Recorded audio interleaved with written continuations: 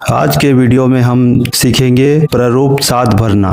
तो सबसे पहले हमें निर्वाचन क्षेत्र का क्रमांक लिख देना है, फिर निर्वाचन क्षेत्र का नाम लिख देना है, फिर उसके बाद आवेदक का नाम, जो आवेदक कर रहा है, जिसने आवेदन किया है मतदाता सूची से नाम कटवाने का, स्वयं का या फिर किसी दूसरे का, तो उसका नाम आ जाएगा यहाँ पर। फिर नीचे उसका एपी क्रमांक लिख देना है और फिर उसका स्वयं का मोबाइल नंबर। अगर स्वयं का मोबाइल नंबर नहीं हो तो वो अपने किसी नातेदार का मोबाइल नंबर भी लिख सकते हैं।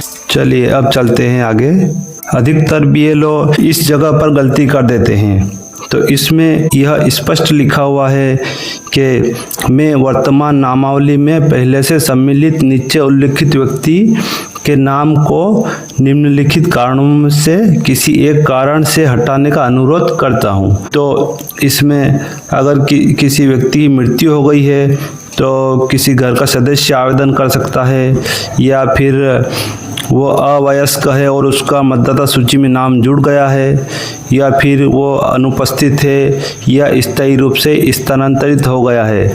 जैसे कोई लड़कियां शादी होकर चली जाती है तो उनका नाम कटवाने के लिए आवेदन आता है। अगला कॉलम है पहले से नामांकित, मतलब उसका नाम पहले से मतदाता सूची में दर्ज है। फिर है भारतीय नागरिक नहीं है। तो इनमें से जो भी कारण हो उसके सामने टिक लगा देना है और यहाँ पर भी टिक लगाना है और बाकी सारे कॉलम में क्रॉस कर देना है। फिर है मैं निम्नलिखित कारणों से किसी एक कारण से वर्तमान नामावली में नीचे उल्लेखित व्यक्ति के नाम को सम्मिलित करने के प्रस्ताव पर आपेक्ष करता हूँ। यानी इसका मतलब यह है कि अगर किसी व्यक्ति का आवेदन आया है 6 नंबर में नाम जुड़वाने के लिए और कोई व्यक्ति आपेक्ष करता है कि नहीं, यह व्यक्ति तो इसकी मृत्यु हो चुकी है, या वो अवयस्क है, या फिर वो स्थायी रूप से स्थानांतरित है, या पहले से नामांकित है,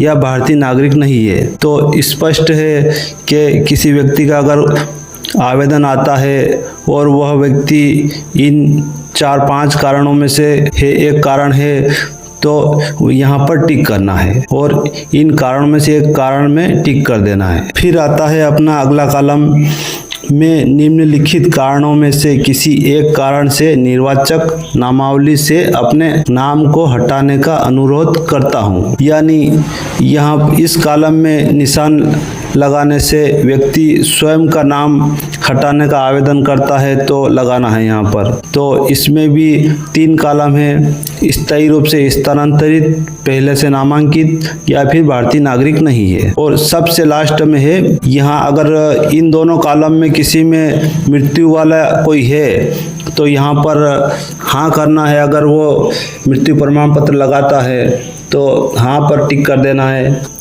तो यह स्पष्ट है।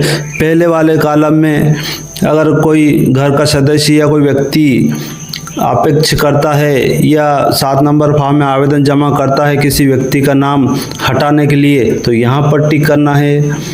फिर अगला है अगर कोई व्यक्ति मर गया है, अवयस्क है, या स्थानांतरित है, या पहले से नामांकित है और उसका आवेदन आया है 6 नंबर में, तो यहाँ पर टिक करना है और कारण बताना है।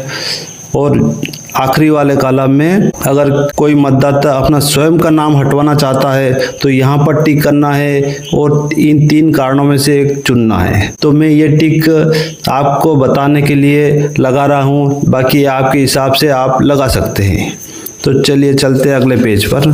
अधिकतर बीएलओ यहाँ पर गलती करते हैं। यहाँ पर जिस व्यक्ति का नाम हटाना है उसकी एंट्री आएगी, तो यहाँ स्पष्ट लिखा हुआ है ऐसे व्यक्ति के ब्यौरे जिसके संबंध में आपेक्ष किया गया है, तो उस व्यक्ति का नाम लिख देना है और उसका एपी क्रमांक लिख देना है और पूरा पता फिल कर देना है और स्थान लिख देना है, तारीख और आवेदक के हस्ताक्षर। फिर है आवेदन की पावती।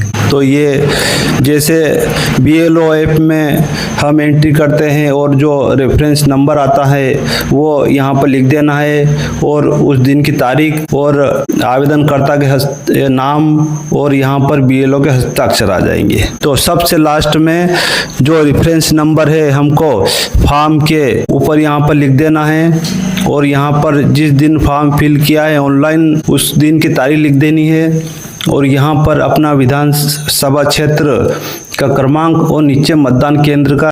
तो वीडियो कैसा लगा लाइक और चैनल को सब्सक्राइब करना ना भूलें। धन्यवाद।